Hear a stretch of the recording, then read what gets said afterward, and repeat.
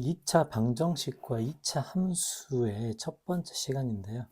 일단은 2차 방정식과 2차 함수는 아주 밀접한 연관이 있고 수능과 연관성이 굉장히 높기 때문에 꼼꼼하게 공부하고 구조적인 이해를 꼭 해야 됩니다. 자, 중학교 때부터 이제 연장선상이 있기 때문에 일단은 간단한 2차 함수의 성질을 먼저 정리를 해볼게요. 자, 이제 2차 함수는 문자가 세 가지가 있죠. A, B, C로 이루어져 있습니다. 자, 근데 A, B, C가 각각 어떤 역할을 하는지를 알면 되죠. 이제 C는 Y 절편이기 때문에 Y축과 만나는 교점의 역할을 할 거고요. 그 다음에 이제 여기서 A, B가 어떤 역할을 하는지 뭐 다 알고 있죠. 지금 웬만하면. 자, 먼저 첫 번째 A는 A의 부호가 중요합니다. A가 0보다 크고 A가 0보다 작음에 따라 아래로 볼록이냐 위로 볼록이냐를 결정하죠. 자, 그 다음에 두 번째는 A의 크기가 중요한데요. A의 크기, 정확히 말하면 절대값의 크기가 중요하죠. 자, A의 절대값이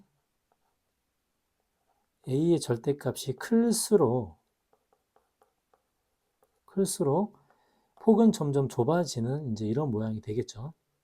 뭐 이건 뭐 중학교 때 나온 내용이기 때문에 A의 절대값이 클수록 폭이 좁아진다고 생각을 하겠습니다. 자, 이거는 위로 볼록이냐 아래로 볼록이냐 상관이 없죠. 아래로 볼록도 그렇고 위로 볼록도 그렇고 절대값이 클수록 이 그래프의 폭은 좁아질 겁니다. 이렇게 좁아질 거예요. 반대로 절대값 A가 작을수록 폭은 더 넓어지겠죠. 그래서 이제 A의 부호가 하는 역할, 그 다음에 절대값이 하는 역할은 명확합니다. 자, 이제 여기서 제일 중요하고 자주 나오는 것은 아무래도 B의 역할인데요. 자, B의 역할은 좀 더 정확히 이야기해 보면 대칭축의 역할이 되겠습니다. 자, 2차 함수의 대칭축은 추후에 최대치수를 논할 때에도 아주 중요한 역할을 하죠. 자, 이제 일반적으로 이렇게 그려보면, 자, 대칭축의 좌표, 이 대칭축의 좌표는 x는 마이너스 2a분의 b가 되고요. 어마어마하게 중요하죠. 2a분의 b가 됩니다. 자, 이 대칭축이 이제 중요한 여러 가지 이유가 있는데, 일단은 x값, 즉 x축과 만나는 점, 이제 그거의 근에서 이제 아주 중요한 역할을 하게 됩니다. 자, 대칭축이 이렇게 되는데요. 자, x축과 만나는 점, x축이 이제 이렇게 지난다고 하면, x축과의 교점이 생기겠죠. 2차 함수는 대칭성을 띠고 있기 때문에 x축과 만나는 교점 또한 대칭성을 띠게 됩니다. 자, 그래서 이 대칭축, x는 마이너스 2a분의 b라는 이 대칭축은 다른 말로 하면 알파 플러스 베타의 중점이 되겠죠. 그래서 이건 두 개는 지금 같은 얘기고요. 자, 물론 알파 베타가 등장하지 않아도 결과는 마찬가지입니다. 그러니까 결국 대칭축이 존재하기 때문에 이 대칭축에서 얼마만큼 떨어지는지에 따라 최대치에서도 결정할 수 있고 여러 가지 대칭성을 설명할 수 있겠죠.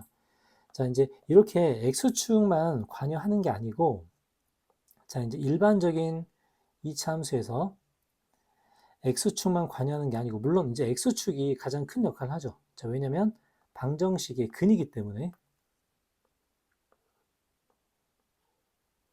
자, 근데 이렇게 만약에 쓴다면 이 식은 이제 이렇게 될 겁니다. fx는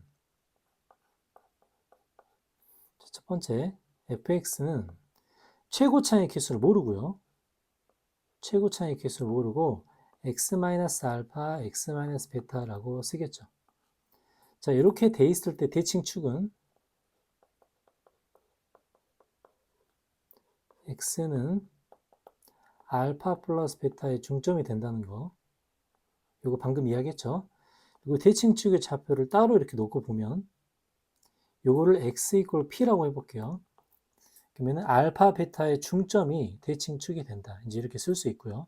자, 근데 x축과의 교점이 없을 수도 있기 때문에 다르게 표현도 가능합니다. 자, 예를 들어서 여기에 만약에 뭐 y equal 뭐라고 할까요? 뭐 y equal 뭐 k 썼으니까 y equal 뭐 r이라고 해볼게요. 자, 이제 이렇게 쓴다면 이 참수가 y equal r과 만나는 두 점이 생기겠죠. 여기를 m이라고 하고 여기를 n이라고 해보겠습니다. 자, 그러면 이 대칭축의 입장에서 볼 때 대칭축에서 m과 n은 같은 거리만큼 떨어져 있겠죠. 자, 이제 이 식을 표현해 보면 이렇게 됩니다. fm이 fn과 같고 요건 둘 다 r이구나 라고 이렇게 쓸 수 있고요.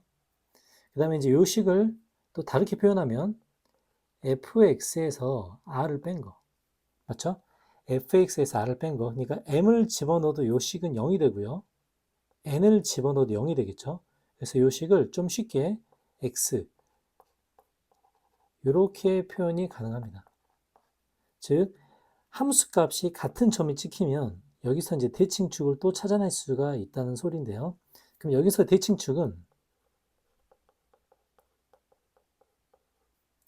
x는 자 똑같은 y값이 찍히는 x값 자 똑같은 y값이 찍히는 x값의 중점이 그 대칭축이 되겠습니다. 얘가 지금 p의 좌표가 되겠죠. 자 이렇게 어떤 y값을 올리더라도 결과값은 마찬가지가 돼요. 뭐 y는 뭐 w 이렇게 쓴다고 해도 요 점과 요 점의 y값이 똑같다면 저 두 점의 중점은 무조건 대칭축이 될 수밖에 없다. 그래서 이제 대칭축은 이차 함수에서 아주 중요한 역할을 합니다. 똑같은 y값이 찍히는 포인트, 중점이 전부 다 대칭축이 된다고 볼 수 있겠죠. 자, 그러면 결국은 이제 이런 말이죠. 대칭축에서 같은 거리만큼 떨어져 있으면, 그렇죠?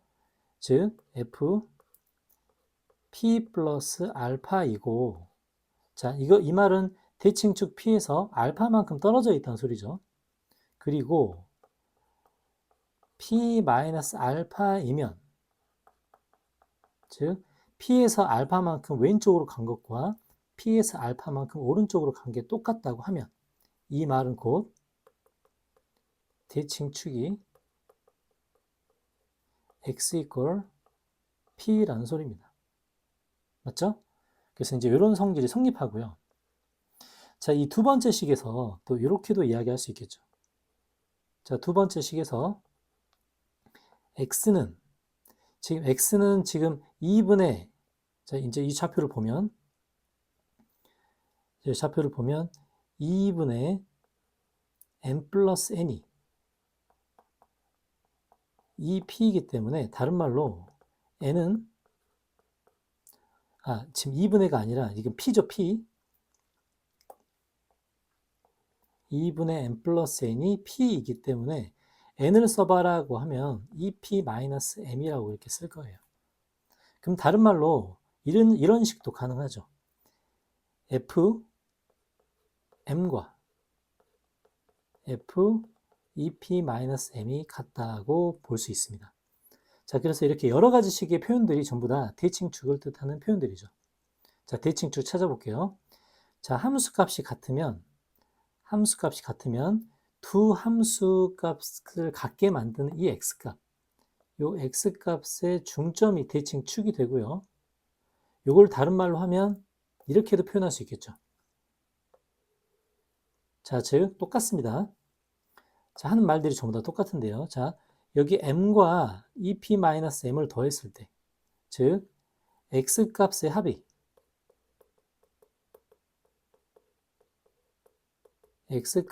뭐가 됐을 때 2p일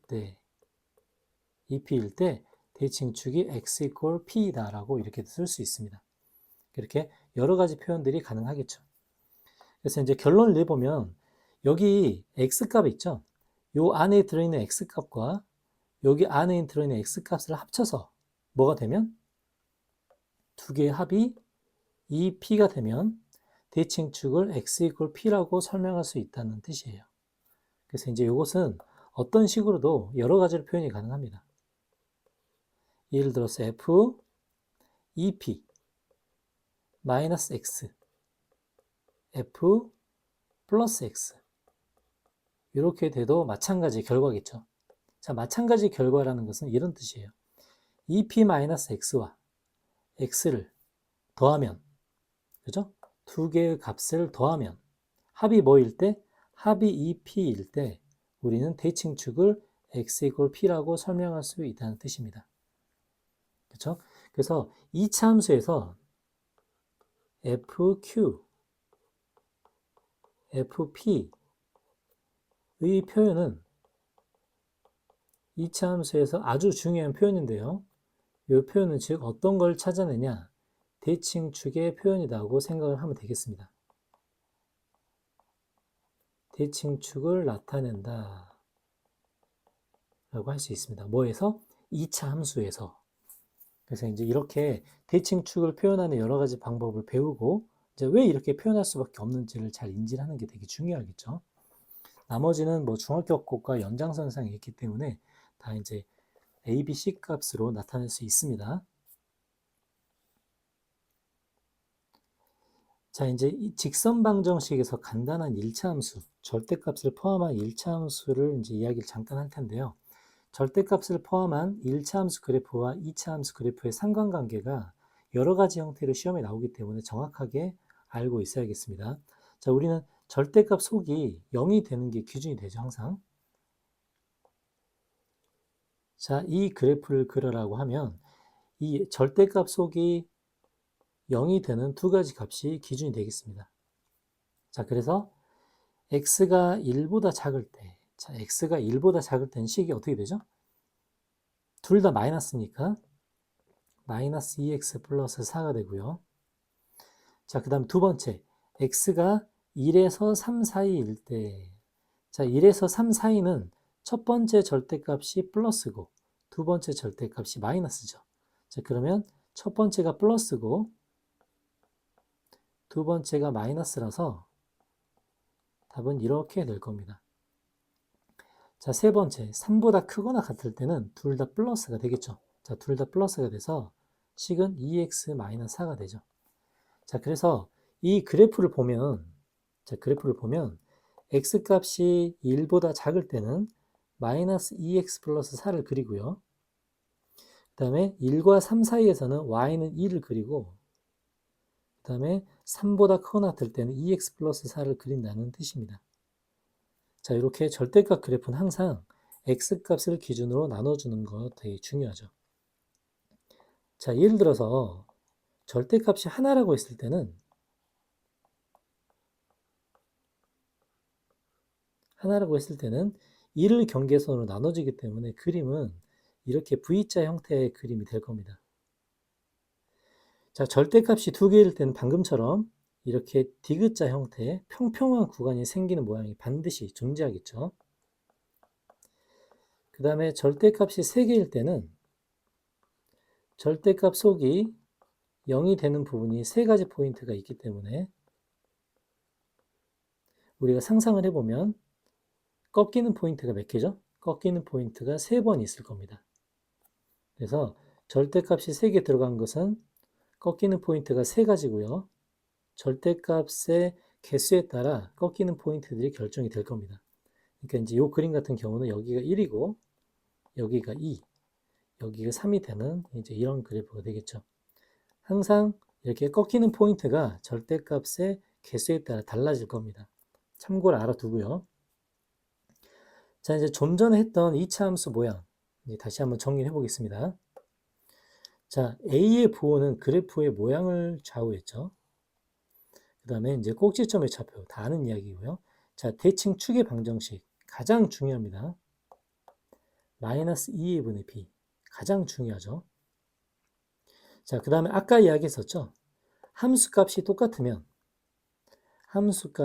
똑같으면 그 똑같은 함수값의 중점이 바로 뭐가 된다? 대칭축이 된다고 했습니다. 이거 되게 중요하죠. 자, 3번. 자, 2차 함수 내용을 그대로 정리를 해볼게요. 자, 꼭지점의 좌표가 주어졌을 때, 자, 꼭지점의 좌표가 m, n이라고 하면 우리는 fx를 최고 차이 개수를 모르고 자 이렇게 정리를 합니다. 자, 두 번째, x 이퀄 m에서 x축과 접한다. x축과 접할 때는 y좌표, 꼭지점에 y좌표가 없겠죠. 그래서 얘는 이렇게 쓰고요. 자, 세 번째, x축과 알파, 0, 베타, 0을 지난다. 자, 좀 전에 그림을 그려봤죠? x축과 두 점에서 만나는데 그 근을 알파, 베타라고 하는 이제 이런 이야기입니다. 자, 그래서 방정식의 형태에서는 알파, 베타가 근이다라고 할 수 있겠죠. 그래서 이때는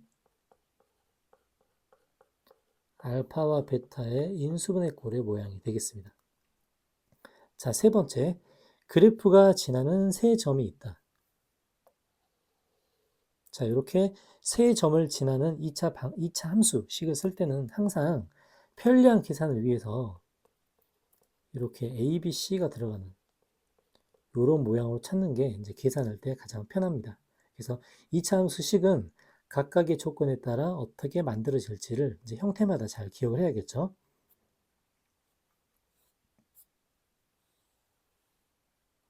자, 간단한 문제 점검을 한번 해보겠습니다. 자, 꼭지점의 좌표가 있고 지나는 점이 있다고 합니다. 자, 꼭지점의 좌표가 있으니까 우리는 이렇게 쓰죠. 자, 이렇게 씁니다. 자, 그리고 얘가 마이너스 1,6을 지나기 때문에 대입을 하면 이렇게 해서 a는 1이 되겠네요. 그래서 우리가 찾고자 하는 2차 함수는 x-1의 제곱 플러스 2가 답이 되겠습니다. 자, 두 번째, x축과의 교점이 나왔네요. x축과의 교점. 자, 그럼 이걸로도 먼저 식을 세워주면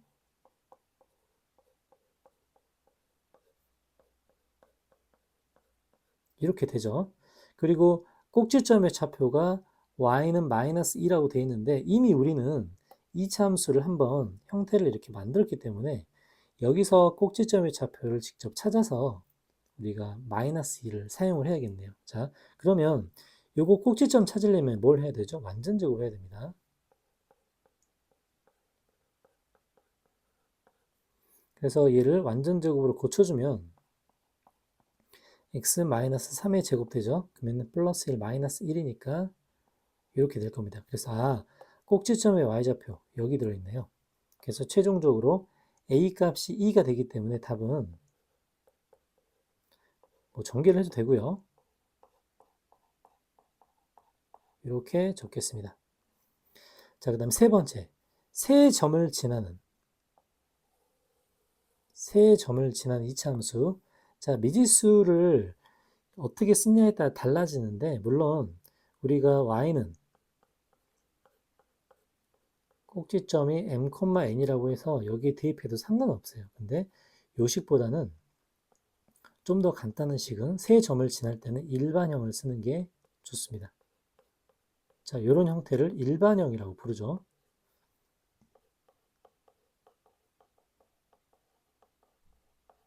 그래서 세 점을 지나기 때문에 직접 대입해서 A, B, C를 구한다는 뜻입니다.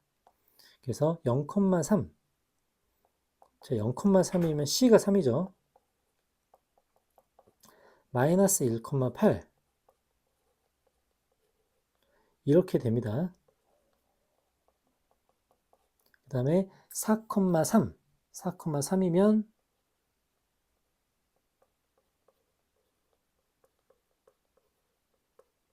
이렇게 되겠죠. 그래서 여기 나온 A, B, C 값을 각각 구해주면 그때 이제 2차 함수를 찾는 이제 모양이 되겠습니다. 자, 일반형일 때, 그 다음에 꼭지점이 주어졌을 때 이제 각각 어떻게 식을 세우고 이제 그 식에 따라서 2차 함수 식을 만드는지가 될 텐데요. 이제 각각 목적성에 따라서 어떤 식을 쓸지를 자기가 판단을 잘 해야 됩니다. 그래서 예제 1번 이제 이런 식으로 모양을 찾아주면 최종적인 답은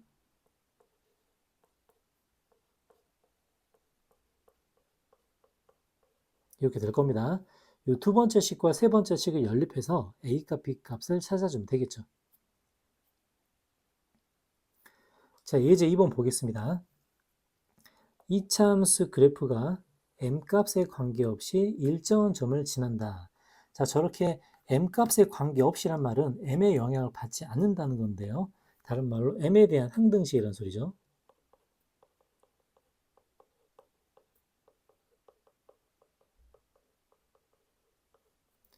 자, m에 대한 항등식이기 때문에 m으로 묶어줍니다.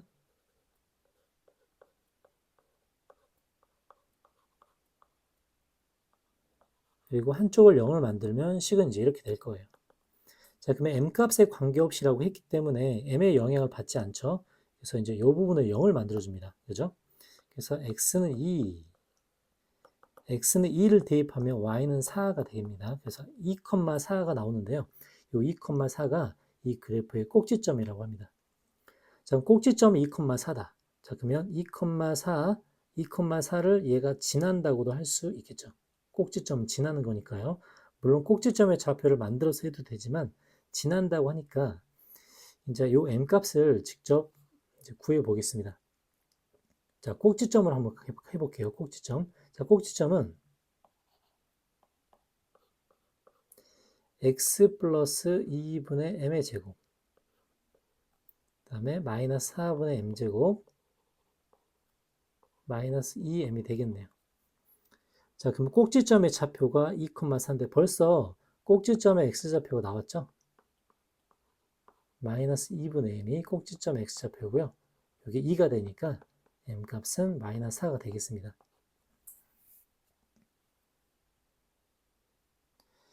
자, 예제 3번 문제 볼게요.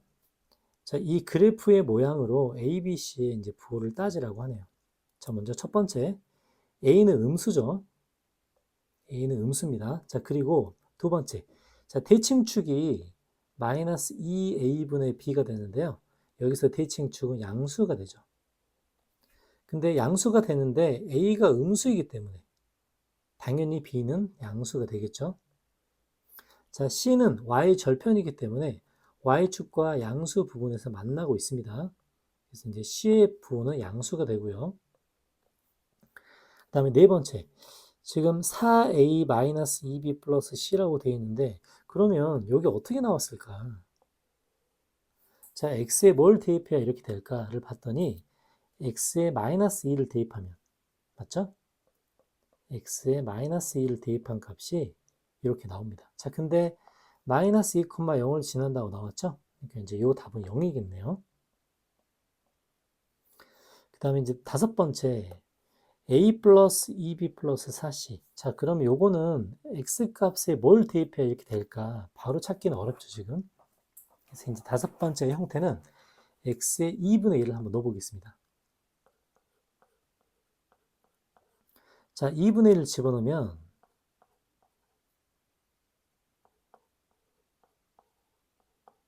자, 이렇게 되는데요. 자, 이 함수의 그래프를 보니까 2분의 1은 한 요 정도 있겠죠, 요 정도.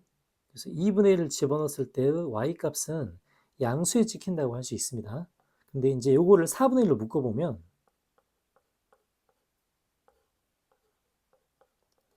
여기서 나오는 요 모양이 나와요.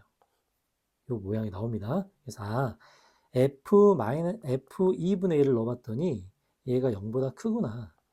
그래서 요건 0보다 크다는 것을 알 수 있습니다. 자, 그래프를 보고 A, B, C의 부호, 그 다음에 특정한 함수값의 부호를 찾는 문제입니다.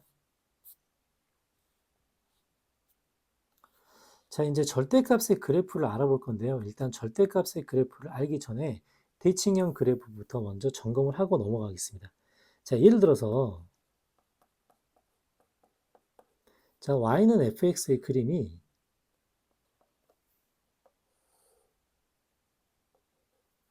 이렇게 생겼다고 할게요. 자, 이렇게 생겼을 때 각각의 그래프의 그림은 어떻게 될 건가만 먼저 점검해 보고 하겠습니다. 자, 먼저 fx의 그래프가 저렇게 생겼을 때 fx인데 x자리에 마이너스 x가 들어간 거, 그 다음에 fx 앞에 마이너스가 붙는 거, 그 다음에 둘 다 부호가 바뀌는 거, 요 세 개의 그래프만 점검해보고 절대값 그래프로 한번 점검해 볼게요. 자, 얘는 x의 부호가 바뀌었죠? x의 부호가 바뀌었습니다. 맞죠? 그 다음에 이렇게 하면 이거 뭐가 바뀐 거죠? 얘는 y의 부호가 바뀐 겁니다. 자, y의 부호가 바뀐 거죠. 이걸 이렇게 한번 해볼게요. 자, 그 다음에 마지막은 뭐가 바뀌었죠? 둘 다 바뀐 겁니다.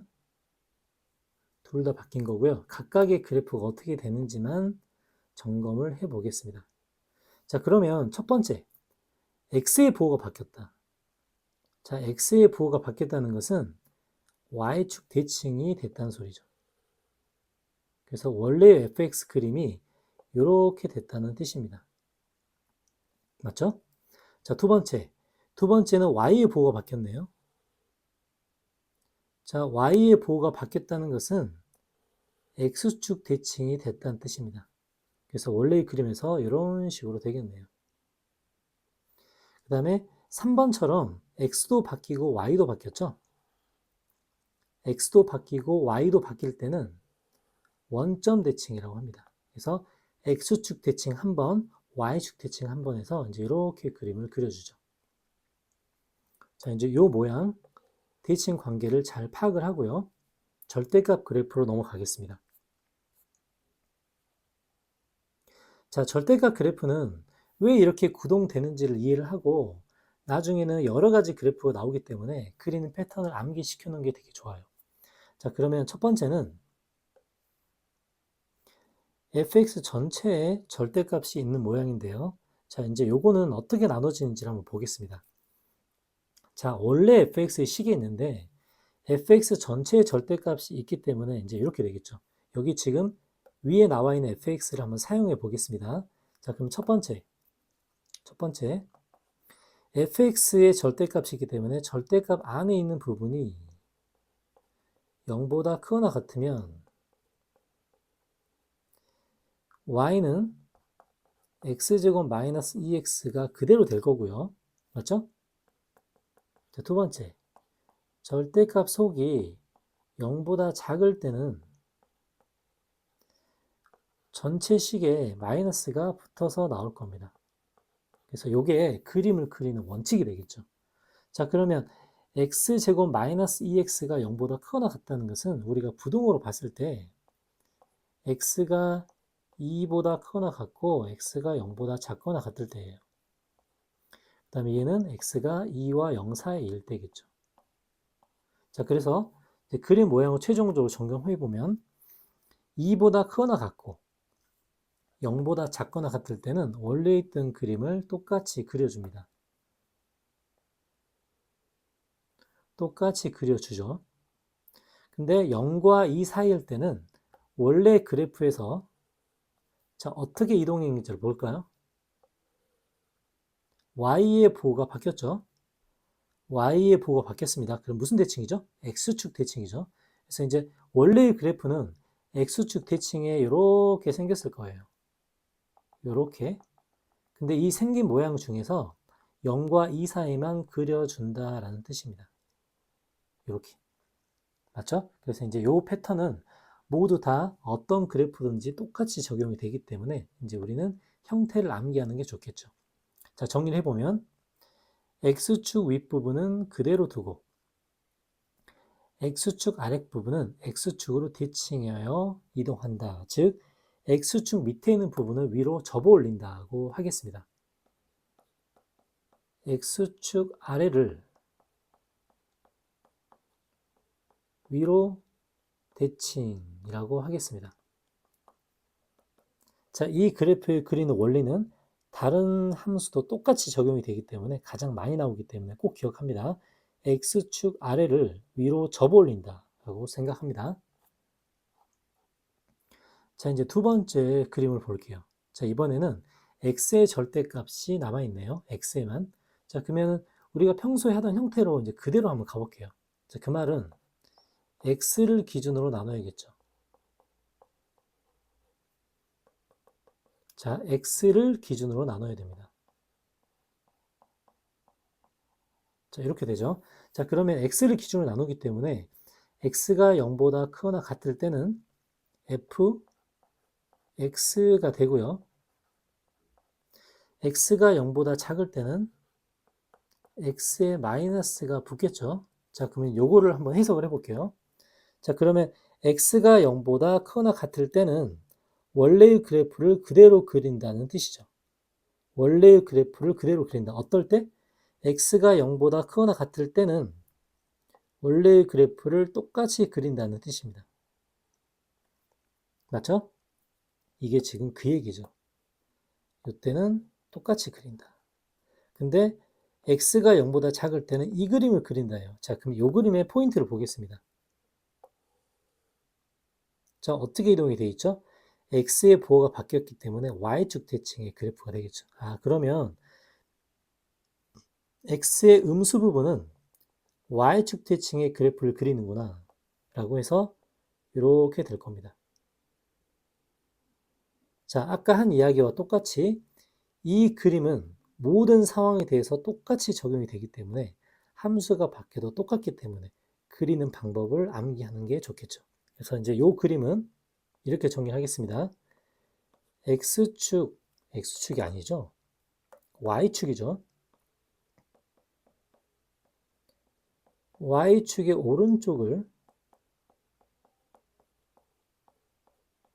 y축의 오른쪽을 왼쪽으로 대칭이라고 할게요.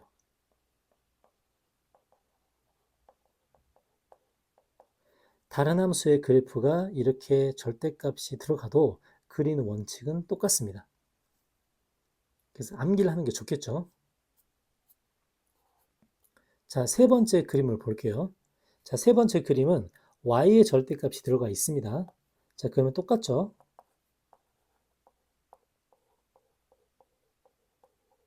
자, 이때는 정상적으로 이렇게 똑같이 그려줍니다. y가 0보다 작을 때는 무슨 말이죠? y에 마이너스가 붙어서 나온다는 거죠. 마이너스 y가 되죠. 그 마이너스를 오른쪽으로 넘겨보면 이렇게 될 겁니다. 자, 그러면 똑같이 해석을 해볼게요. y가 0보다 크거나 같을 때, 즉 x축 위쪽은 그 뜻이죠. x축 위쪽은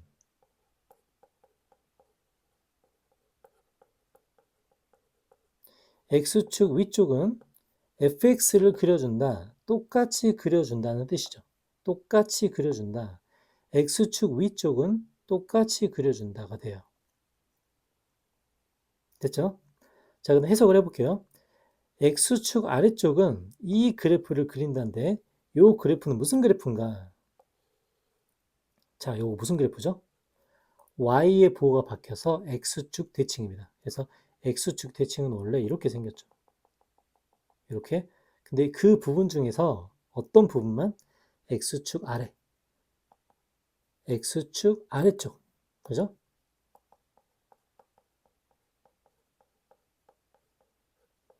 x축 아래쪽은 y는 마이너스 fx를 그린다는 뜻입니다.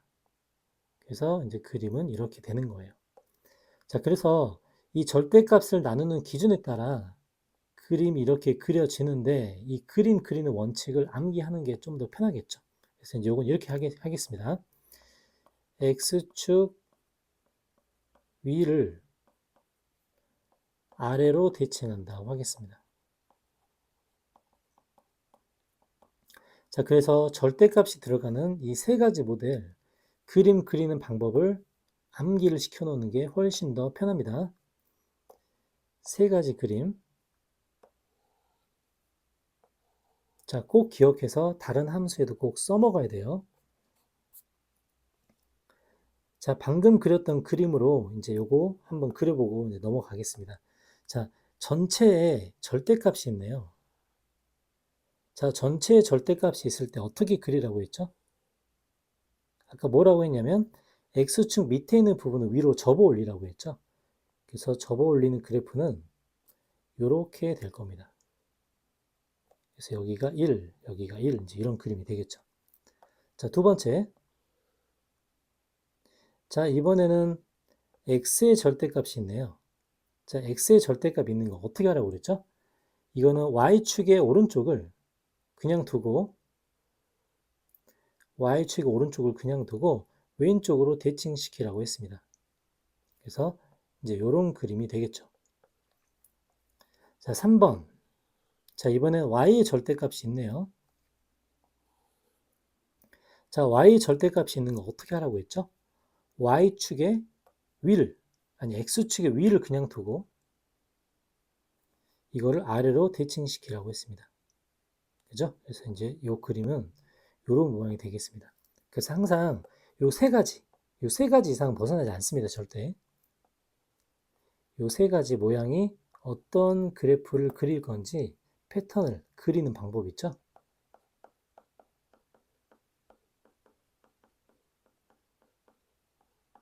그리는 방법을 암기하는 게 좋습니다. 꼭 기억하고요. 자, 이제 5번 문제 보겠습니다. 자, 방정식이, 자, 이제 방정식이라고 표현이 되어 있죠. 두 개의 실근을 가질 때, 이제 뒤쪽에서 방정식이라는 표현과 함수라는 표현이 계속 등장할 텐데, 이 방정식이라는 표현은 원래는 여기서 등장합니다. y는 x제곱 마이너스 1 절대값의 그래프와 y는 x 플러스 k의 교점, 이 교점을 방정식에서는 실근이라고 표현합니다. 그래서 얘 같은 경우는 그래프로 문제를 풀라고 나온 거죠. 애초부터 설계가 그래프로 풀라고 나온 문제입니다. 자, 그럼 먼저 절대값 x제곱 마이너스 1의 그래프를 먼저 그려볼게요. 자, 그거는 아까 이야기했죠. 계속 뭐라고 되어 있냐면 x축 밑에 있는 부분을 위로 접어 올리라고 했어요. 그래서 x축 밑에 있는 부분을 위로 접어 올리면 좀 과장되죠. 지금 그림이.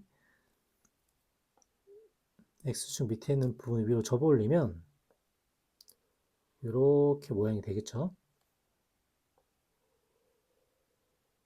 좀 더 과장되게 그려보겠습니다. 자, 이런 그림이 될 거예요.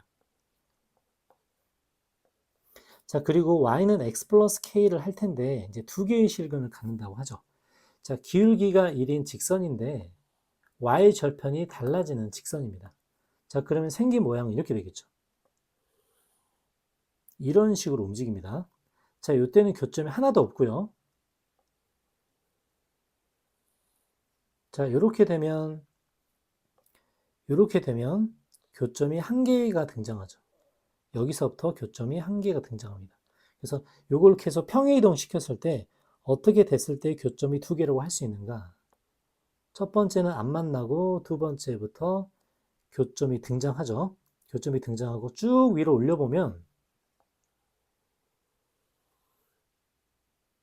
자,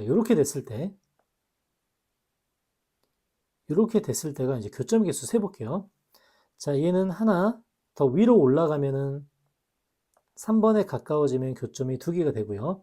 이때는 교점이 세 개가 되겠네요. 그죠? 그리고 이 그래프를 위로 더 올려보겠습니다.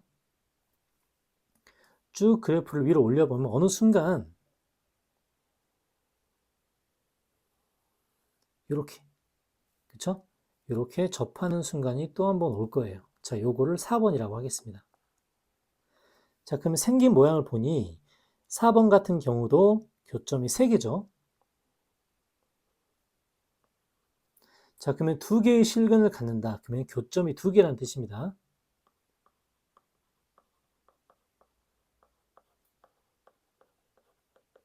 자, 그러면 교점이 두 개일 때의 상황을 먼저 구해볼게요. 그러면은 4번의 그래프보다 더 위쪽에 있을 때겠네요. 이제 그걸 먼저 찾아보겠습니다. 첫 번째. 자, 4번 같은 경우는 우리가 위로 볼록의 그래프와 직선 그래프가 접할 때겠죠. 자, 위로 볼록의 그래프는 이것과 이게 접한다가 됩니다. 자, 바로 판별식 진행해 볼게요.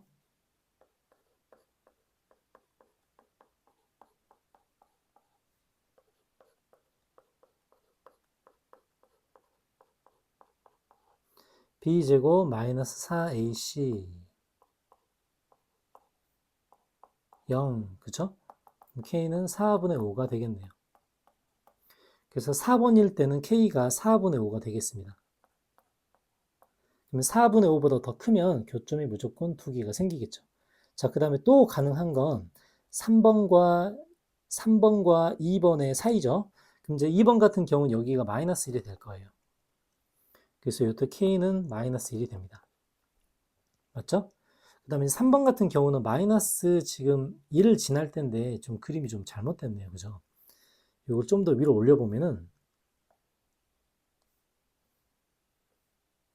이걸 이렇게 이제 이렇게 돼야 됩니다. 그림이. 자, 그림상으로 볼 때 이렇게 돼야 맞겠네요.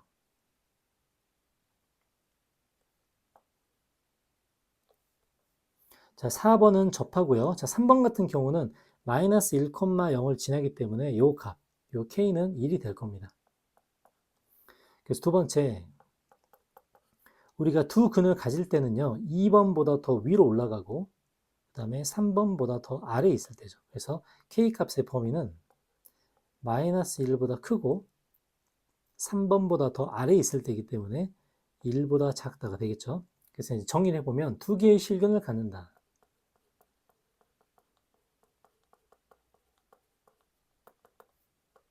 이때 값은 마이너스 1에서 1 사이일 때와 또 뭐가 되죠? K가 4분의 5보다 클 때, 이때만 두 개의 실근을 갖는다고 할 수 있겠습니다. 자, 정리를 해보면 그래프를 평행이동시켜서 직선과 이차함수, 절대값의 이차함수의 교점의 개수를 세보고요. 교점의 개수가 평행이동했을 때 어떻게 달라지는지를 관찰합니다. 그 다음에 이제 중요한 건 접할 때를 찾는 건데 4번처럼 접할 때는 판별식으로 찾고요. 최종적으로 그래프의 위치 관계에서 두 개의 실근을 가질 때의 K일 범위를 구한다고 할 수 있겠습니다.